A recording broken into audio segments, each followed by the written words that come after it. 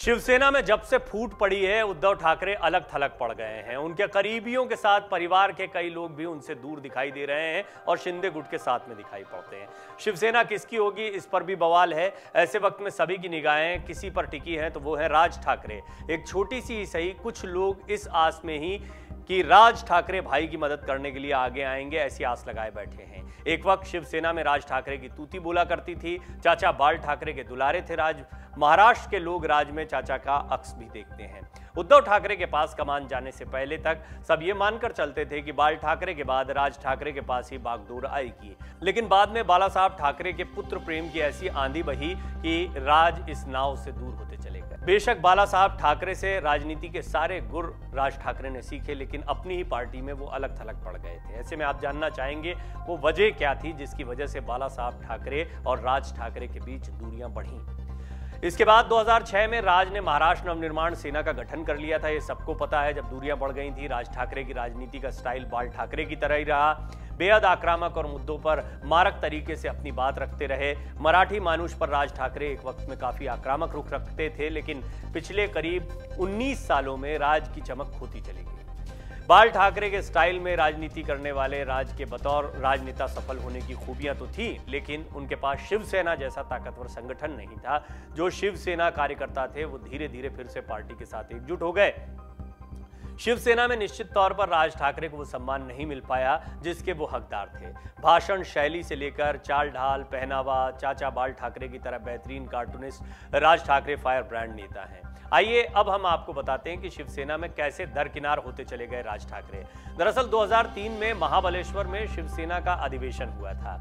इस अधिवेशन में राज ठाकरे ने उद्धव ठाकरे को अध्यक्ष बनाने का प्रस्ताव रखा था। इस प्रस्ताव को तुरंत सर्वसम्मति से मंजूर कर लिया गया था। इसके बाद उद्धव को शिवसेना का कार्यकारी अध्यक्ष बनाया गया। यही वो दिन था जिसके बाद वो पार्टी में दरकिनार होते चले गए। पार्टी में उद्धव का सितारा चमकने लगा और राज ठाकरे की चमक खोने लगी। 2006 में राज ठाकरे के अलग पार्टी बनाए जाने से उनके चाचा बाल ठाकरे बेहद खफा हुए।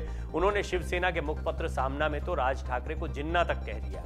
बाल ठाकरे ने लिखा कि उनके भतीजे मराठी लोगों को बांट रहे हैं। उन्होंने लिखा था कि कांग्रेस राज ठाकरे को बांटने के लिए उकसा रही है। उन्होंने लिखा था कि ब्रिटिश ने जिन्ना को उकसाकर भारत का बंटवारा करवाया था। अब एक नया जिन्ना हमारे घर में है जो मराठी लोगों को बांट रहा है। भले ही बाल ठाकरे राज के लिए ऐसे शब्दों का इस्तेमाल करते रहे, लेकिन अपने चाचा से ही राजनीति के दांव पे सीखने वाले राज को पता है कि कैसे आगे बढ़ना है। बाल ठाकरे के हिंदुत्व के जरिए वो अब महाराष्ट्र में एक बड़ी पारी खेलने के मूड में हैं। इसके लिए वो अपने चाचा को याद भी करते रहते हैं, उनके भाषणों का सहारा भी लेते हैं, उनके अंदाज का सहारा भी लेते हैं, उनके पहनावे का सहारा भी लेते हैं। और इसको लेकर भी कई बार शिवसेना के कई नेताओं ने कमेंट्स किए हैं। एक बात तो सही है कि राज ठाकरे में आम कार्यकर्ता भी बाला साहब ठाकरे की छवि को देखते हैं और यही अंदाज रहा है। और कुल मिलाकर अगर राजनीति के लिहाज से देखा जाए तो जो दूरियां बढ़ी थी वो उद्धव ठाकरे को पहले से ही कार्यकारी अध्यक्ष बना दिया गया था। यानी ये तय था कि बड़े भाई होने के नाते उद्धव ठाकरे इस कुर्सी पर बैठेंगे। राज ठाकरे को इससे शायद उस समय कोई आपत्ति भी नहीं थी। हालांकि वो युवा विंग के अध्यक्ष भी रहे थे, बाद में वो पार्टी की कमान संभाल सकते थे। लेकिन धीरे धीरे कुछ ऐसा हुआ 2-3 सालों में ही जिसमें शायद डिसीजंस हो या राज ठाकरे की कई बातों को न मानना हो या राज ठाकरे का कद कम हो जाना हो, पार्टी के डिसीजंस में उनकी ना चलना हो, जैसी बहुत सी चीजें सामने आई और इस वजह से धीरे धीरे उद्धव ठाकरे और राज ठाकरे में दूरियां बढ़ी। ये बात सही है कि बाला साहब ठाकरे और राज ठाकरे में कभी दूरियां नहीं रहीं। निजी रिश्तों का जहां तक सवाल है, उद्धव ठाकरे और राज ठाकरे में जरूर राजनीतिक विरासत को संभालने के बाद ये दूरियां बढ़ी। ये लड़ाई राजनीतिक थी, ये लड़ाई कुर्सी की थी, ये लड़ाई आज तक जारी है। लेकिन इस पूरी लड़ाई में अब उद्धव ठाकरे बहुत पिछड़ चुके हैं।